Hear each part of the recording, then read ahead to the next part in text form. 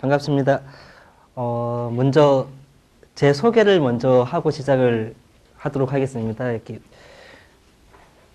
저는 원래 TV 매체를 중심으로 하는 PD예요. 저도 방송을 만드는 PD고 한때는 라디오 PD를 꿈꿔서 대학 전공도 신문방송학과를 전공을 하고 했지만 어떻게 하다가 보니까 라디오보다는 TV가 제 적성에 더 맞는다라는 생각이 들었고 TV 매체를 가지고 방송을 한 지 이제 10년이 훨씬 지났고요.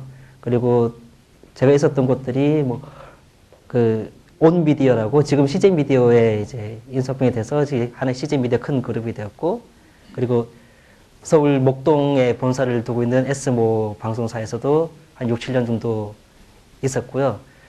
그러면서 제가 뉴스도 만들고 아침 저녁으로 하는 교양 프로그램도 만들고 했지만 제가 가장 좀 특화되고 제 주 전공이라고 해야 되나? 전문 분야는 e스포츠 PD라고 하는 직함이 또 있습니다.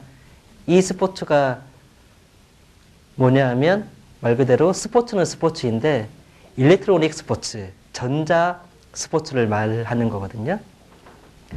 예전에는 플레이스테이션 2 같은 거, 엑스박스 360 같이 그래 비디오 게임도 많이 시도를 했지만 요즘은 사실상 거의 대부분 컴퓨터를 이용한 게임으로 중계를 하고 방송을 하고, 저는 지금 현재는 독일에 본사를 두고 있는 여기 ESGN TV라는 곳과 계약을 맺어서 한국, 코리아에 있는 e스포츠 소식을, e스포츠 뉴스를 독일에 전해주는 그런 역할을 하고 있습니다. 그러기 이름은 장영철입니다. 반갑습니다.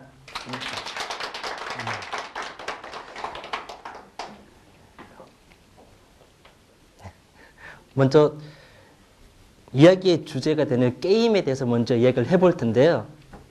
게임이 뭐라고 생각을 하시는지 좀 여쭙고 싶습니다. 게임이 뭐라고 생각하세요? 게임하면 생각나는 거? 놀이. 컴퓨터 게임이나 오락실 같은 그런 것들 막 생각나시죠? 시합. 많은 시합도 생각하시네. 중독 많이 생각하시죠? 저는 예전에 게임 방송 가기 전까지만 해도 게임이라고 하면 갤러그. 그렇죠. 어릴 때 오락실에서 갤러그 하든, 그리고 맞고, 포카, 그런 것들을 많이 생각을 하긴 했었어요. 근데 저것도 게임은 게임이죠. 근데 TV에서 많이 또 나오는 게임들 하나는 바다 이야기, 그거는 그냥 도박입니다. 그건 게임 아닙니다. 그냥. 그건 도박입니다. 그냥. 맞고나, 포카, 갤러그, 요즘 말하는 게임들은 요거보다는 조금 더 이제 상위 개념들인 e스포츠로서의 가능성이 있고, 같이 선수가 생길 수 있고, 인기가 있고, 스타 플레이어가 생기고, 대회를 하고, 중계를 하고, 그러한 게임들을 요즘 아이들은 많이 좋아하고, 남녀노소 불구하고, 흔히 많이 하신다는 아이들, 아버지, 남편, 오빠들이 많이 하는 게임들은 이런 많은 대회도 하는 그런 게임들입니다. 한때 10년 전만 해도 정말 인기가 많았던 스타크래프트 같은 종류부터 해서 워크래프트 3, 카운터 스트라이크, 요즘 같은 경우에는 리그 오브 레전드, LOL이라고 롤이라고 말하는 롤, 도타2, 크로스파이어 이런 것들, 카트라이더 차 띠링 많이 하고, 요즘 흔히 말하는 게임들, 이런 게임들을 말을 하는 거예요. 많이 하는 게임들, 유저 수도 많고. 그러면 이런 게임들이 과연 이제 우리나라, 세계에 어떤 위치를, 영향력을 행사하고 있는지를 한번 좀 생각을 해볼 텐데요. 한국컨텐츠진흥원에서 매년마다 한류 콘텐츠 수출에 대해서 발표를 하고 있습니다. 싸이, 강남스타일로 해가지고 많이 떴죠. 그리고 어디든 K-팝 때문에 외국인들 난리 났다고 얘기를 하잖아요. 저는 우리나라 K-팝이 엄청나게 수출 많이 되는 줄 알았어요.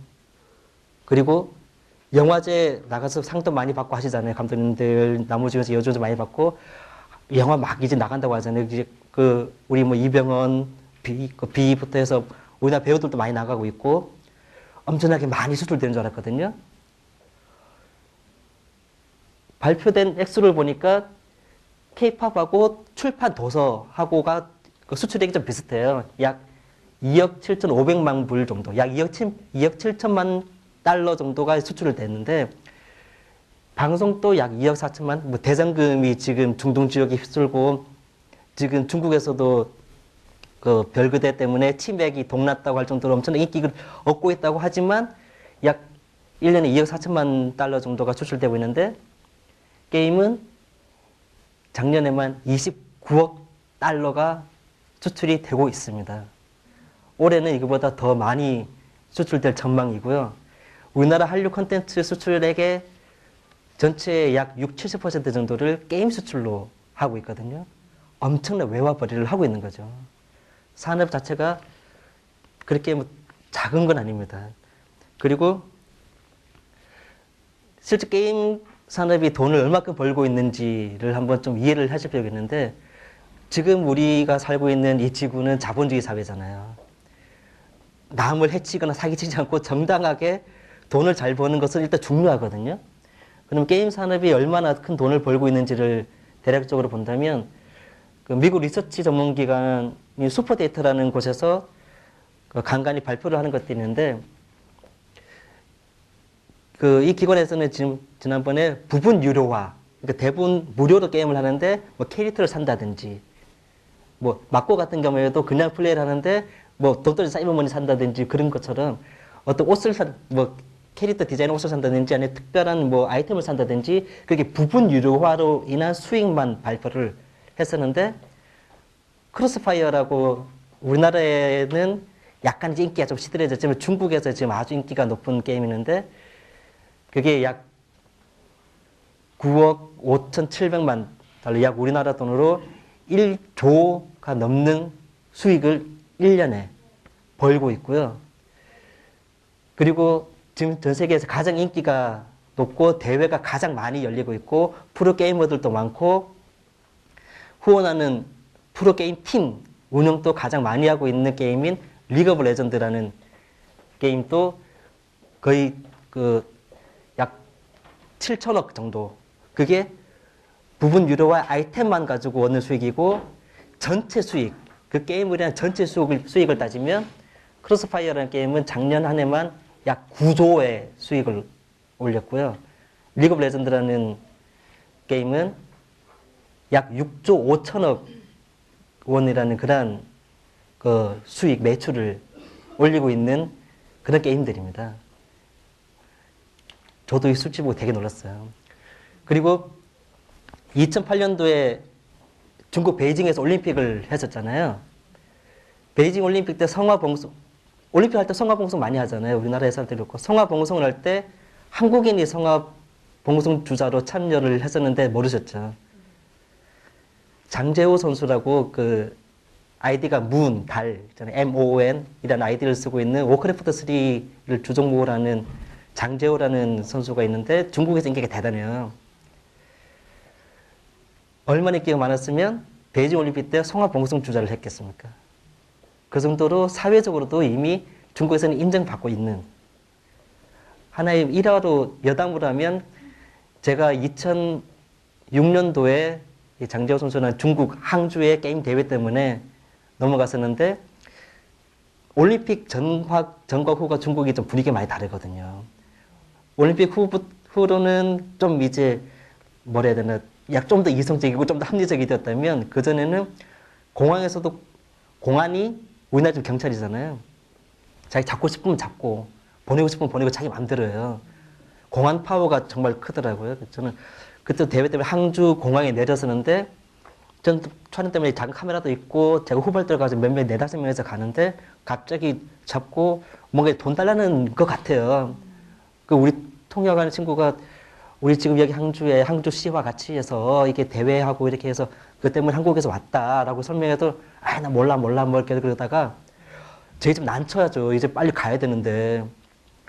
그런데 그때 이제 우리 바로 다음 비행기로 불교 행사가 있었는가 보더라고요. 스님들 한 100분 정도 쭉 나오셨는데 거기에 자원봉사로 누가 이제 간 것 같은데, 그중에 자원봉사하는 친구가 한 명이 쫄 뛰어오더니만 공안한테 막 뭐라고 하는 거예요. 나는 중국말인지 무슨 말인지 몰랐지만 나중에 통역 들었을 때 대충 들었는데, 공안 네가 미쳤냐? 지금 여기 있는 문 장재호가 어떤 사람인지 아느냐? 이 사람을 지금 네가 잡아놓는 것만으로도 넌 지금 해고갑니다. 뭐 막 어쩌고저쩌고 막 이야기를 했대요. 그래서 그러면서 왜 이 사람이 유명한지를 설명해줬대요. 그러더니만 공안이 와, 또 해보지 이러면서 미안하다. 그러면서 사진 한번 딱 찍고 죄송합니다. 정정하게 그렇게 제가 통과한 적도 있었거든요. 그 친구가 2년이 지나고 난 뒤에는 저렇게 베이징 올림픽 때 성화봉송까지 하더라고요. 단순히 인기만 높고 돈벌이만 많이 되는 거는 아니라는 거죠. 자, 그리고 죄송합니다. 제가 다를 못 외워서 컨닝 노트를 좀 갖고 있는데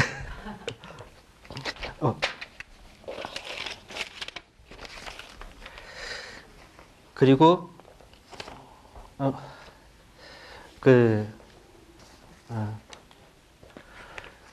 아까 좀 전에도 싸이를 잠깐 말씀드렸지만 싸이가 그렇게 인기를 많이 얻게 된 가장 큰 계기가 유튜브에서 뮤직비디오, 강남스타일 뮤직비디오가 많이 인기를 얻고 클릭수가 많이 높았잖아요.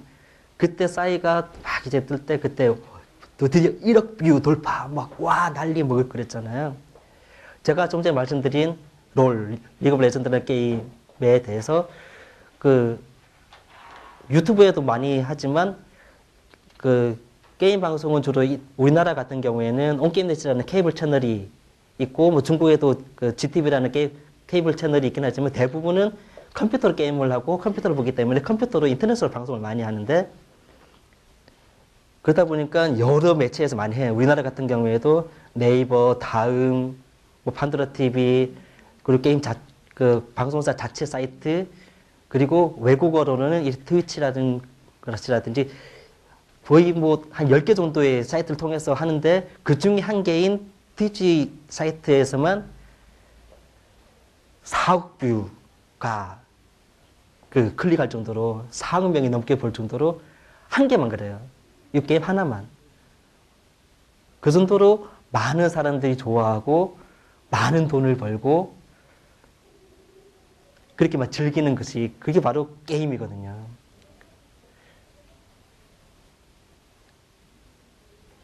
저는 지금 말씀드리고 싶은 게 뭐냐면 게임을 한다? 그러면 게임이나 해서 뭐하게 어디 게임 따위를 고사 게임이나 하려고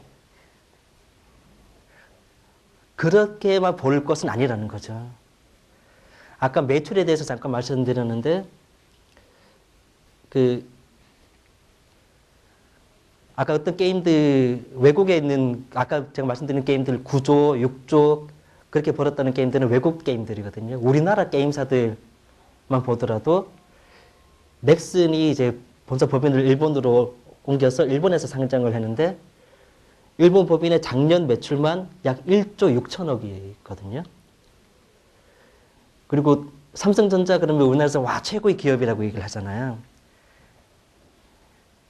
네이버 떨어지면 삼성 간다는 이야기가 있을 정도로 우리나라 IT 산업이 되게 자리 잡고 크고 그러고 있는데 IT의 전체적인 가장 중심이 되는 메인이 될 수 있는 게 게임 산업이라고 저는 자신 있게 말씀드릴 수 있고요. 왜냐하면 게임 산업에는 정말 많은 것들이 포함되어 있거든요.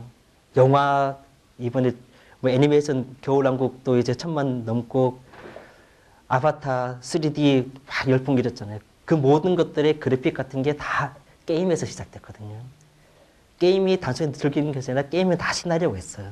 스토리가 다 있고 게임 스토리만 인기 있는 게임들 같은 경우에 게임 스토리만 봐도 스타워즈를 능가할 정도로 게임 스토리가 탄탄하다고 이야기를 많이 해요.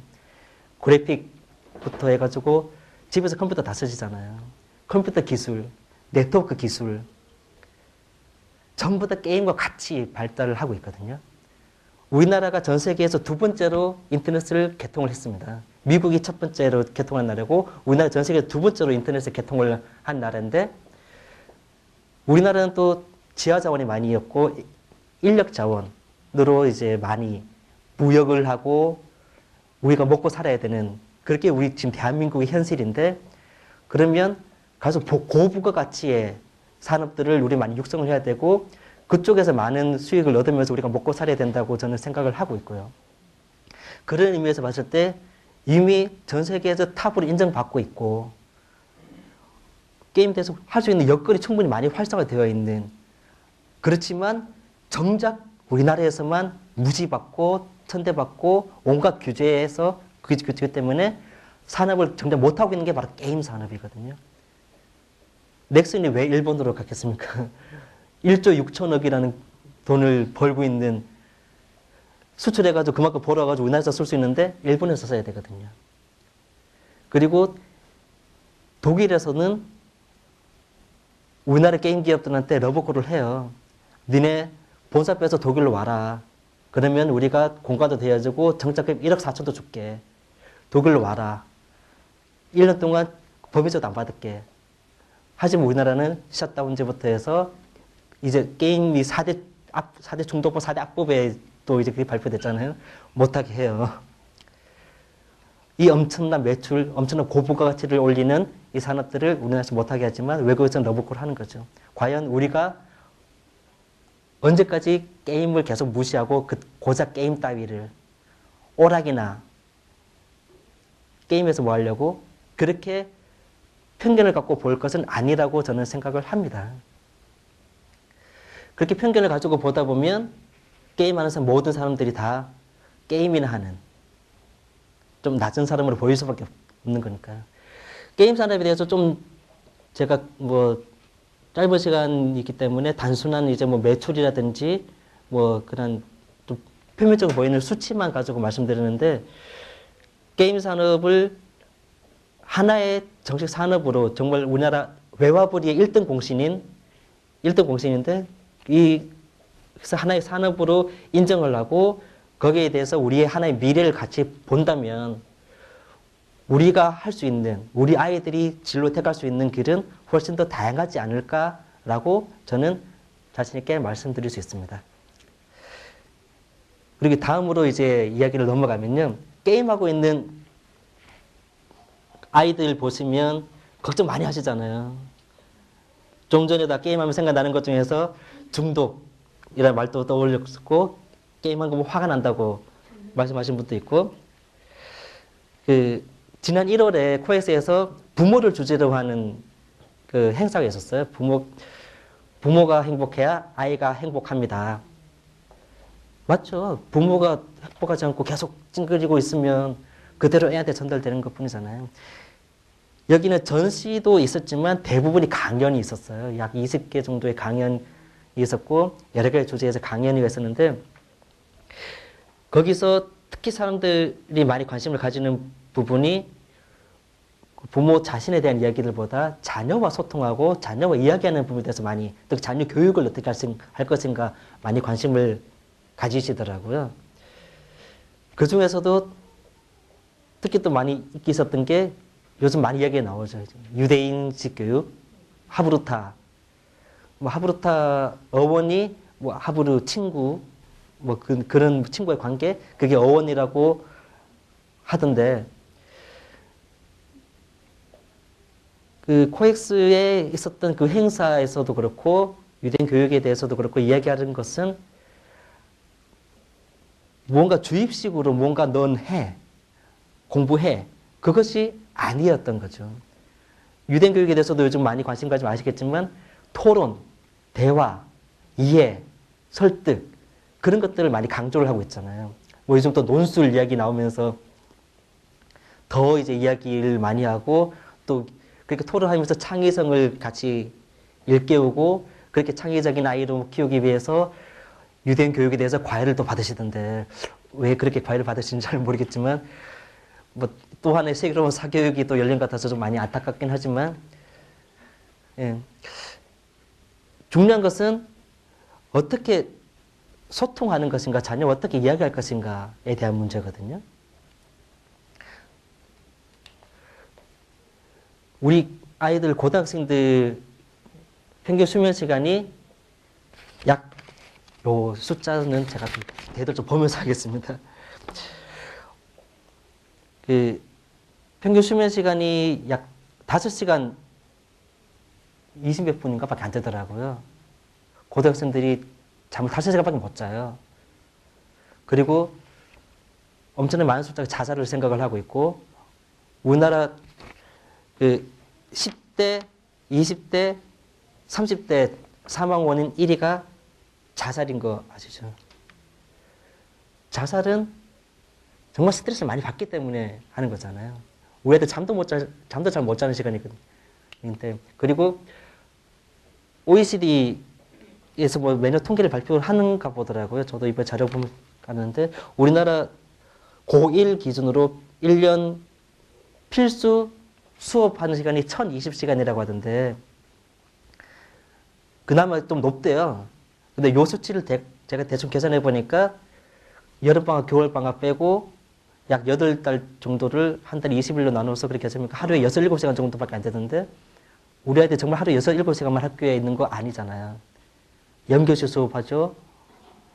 그 다음에 보충 수업하고 정규 수업 들어가고, 정규 수업 끝나면 보충 수업하고, 보충 수업하고, 저녁 먹고, 야자하고, 그러는 뒤에 학원 가고. 아이들이 그러면 스트레스를 어떻게 풀 수 있나요? 애들도 스트레스 많이 쌓이거든요. 누워서 아무것도 할 수 없는 앵앵 울기만 하는 갓난 아기도 스트레스를 엄청나게 받는다고 하잖아요. 엄청나게 많이 받는 스트레스를 풀 수 있는 방법이 없는 거죠. 학교에서 계속 공부만 강조받잖아요. 그런데 집에 있는 시간도 거의 없어요. 집에 오면 우리 부모님들은 아이들에게 공부해. 거의 그렇죠. 또 공부해. 그리고 그 어른들 뭐하고 이야기를 하려 치면, 네가 뭘 알았어? 너 공부만 하면 돼. 아무것도 신경 쓰지 마. 네 공부하게 다 도와줄게. 공부만 해. 다 우리 그렇게 이야기를 해오고 있잖아요.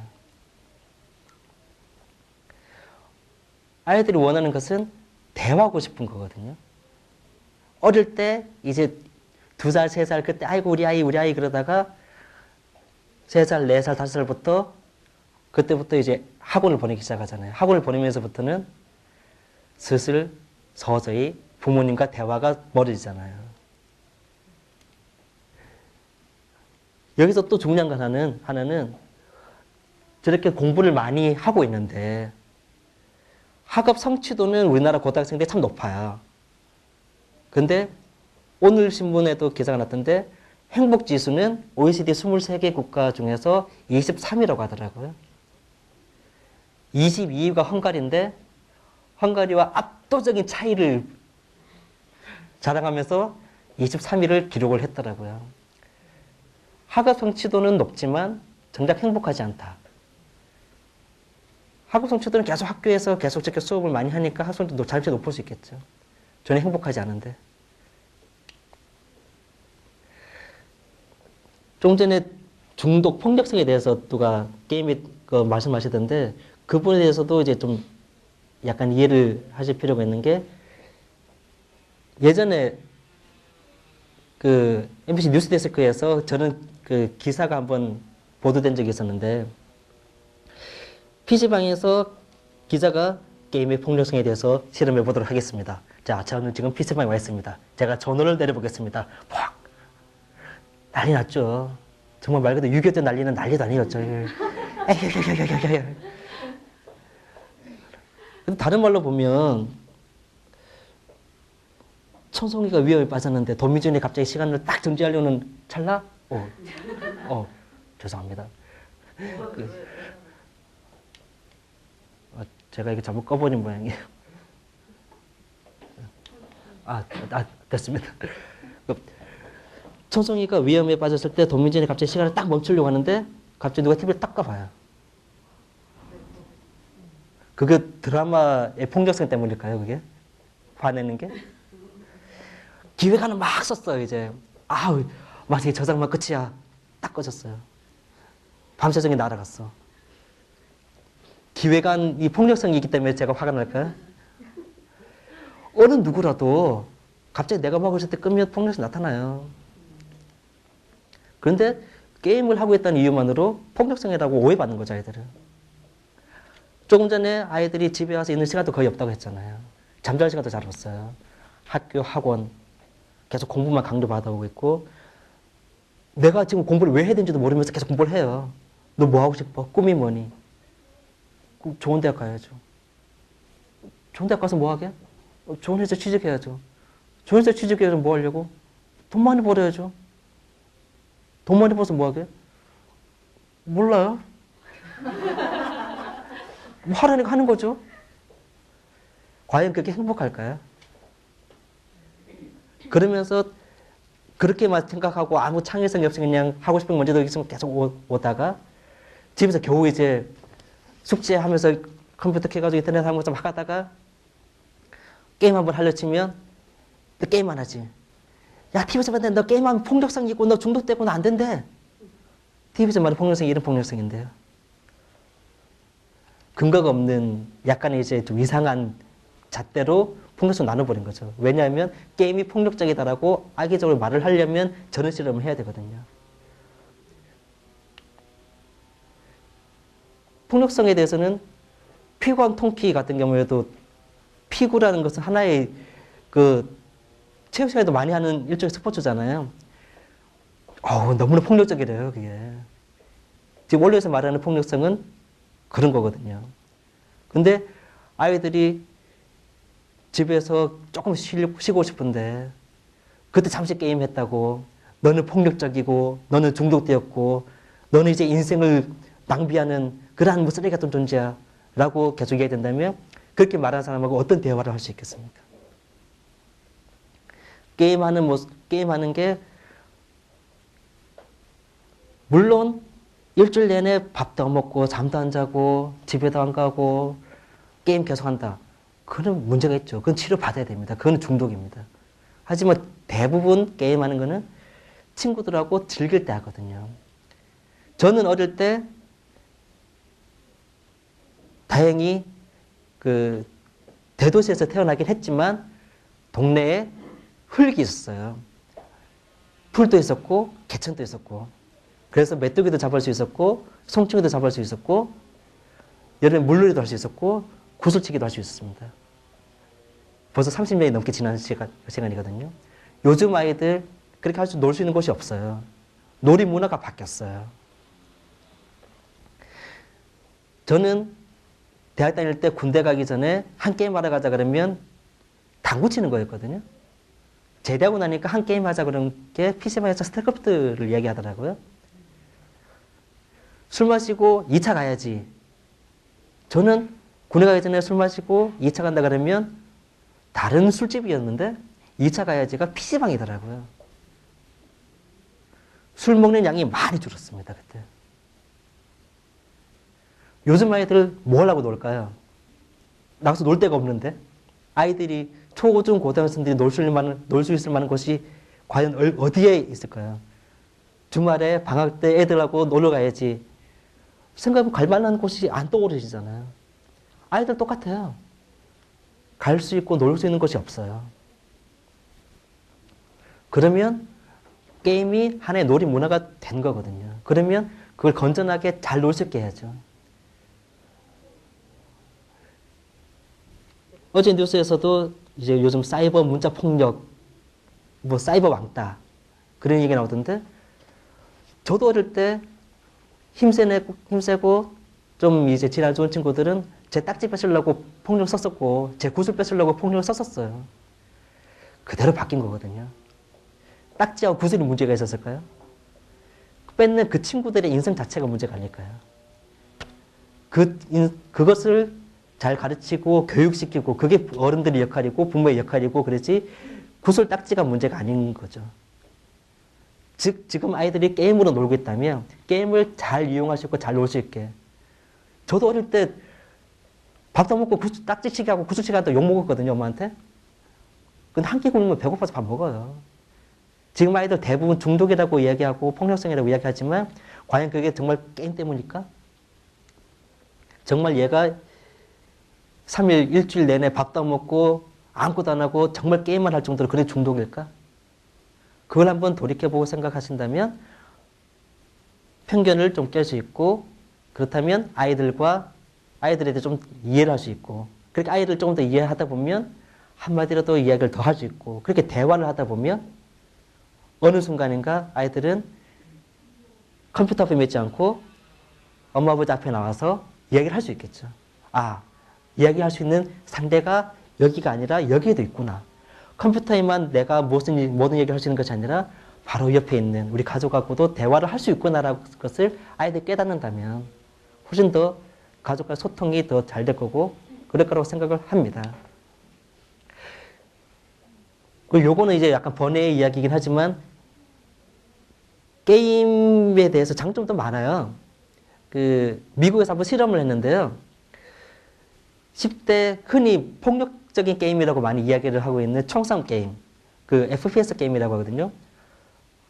퍼스트 퍼슨 슈팅 게임이라고 해서 1인칭으로 내가 직접 보듯이 그렇게 움직이면서 하는 게임이라고 해가지고 1인칭 게임, FPS 게임이라고 하는데 그 게임을 즐기는 10대 친구들하고 서전, 외과 의사들하고 가상 수술, 그걸 한번 테스트를 해봤는데 결과는 게이머 애들이 훨씬 잘 나온 거죠. 왜냐하면 집중력이 좋고 손놀림이 정교하기 때문에. 실제로 2005년도에 제가 만났던 친구도 그 친구는 노르웨이 친구인데 전 세계에서 게임 가장 잘하는 1년에 상금으로 몇 억씩 버는 친구인데 너 나중에 뭐 하고 싶냐? 의사 하고 싶대요. 우리나라에서 의사 하려면 쉬운 거 아닌데 게임하면서 의사 못 할 건데 우리는 우리나라 할 수 있다고. 나는 지금 학비를 벌기 위해서 잠시 취미생활로 하는 거고 난 내년까지만 하고 난 의사 할 거라고. 진짜 의대 가서 의사 공부해요. 거기서 저는 두 가지 크게 느꼈거든요. 아, 그 나라는 무엇을 하더라도 다 할 수 있는 그런 여건이 되는 것도 있지만 게임을 하더라도 자기 꿈이 명확하게 있구나. 우리나라 고등학생 다 다르구나. 너 그 이야기 너 혼자 생각했냐? 아, 난 우리 부모님과 친구하고 늘 이야기하고 있다고. 아, 우리나라 애들은 부모님한테 게임한다 그러면 일단 한 대 맞고 시작하는데. 아, 너는 대단하다. 그래요? 우리 왜 다 그래요? 부모님 다 이야기하고 애들 다 부모님 허락받고 게임하는 친구들이에요. 우리도 그렇게 부모님과 대화를 좀 더 많이 할 수 있고 대화를 하려면 좀 더 이해를 한다면 좀 더 좋지 않을까 그런 생각을 하고요. 게임 중독이라고 표현되었던 어떤 아저씨가 있었는데 본인이 스스로 내가 게임을 좀 많이 하는 거 아닐까라고 생각을 하고 그러던 찰나에 게임하는 친구 다 그렇게 생각해요. 내가 재밌으니까 하지만 내가 또 너무 많이 하나? 그 생각 다 하거든요.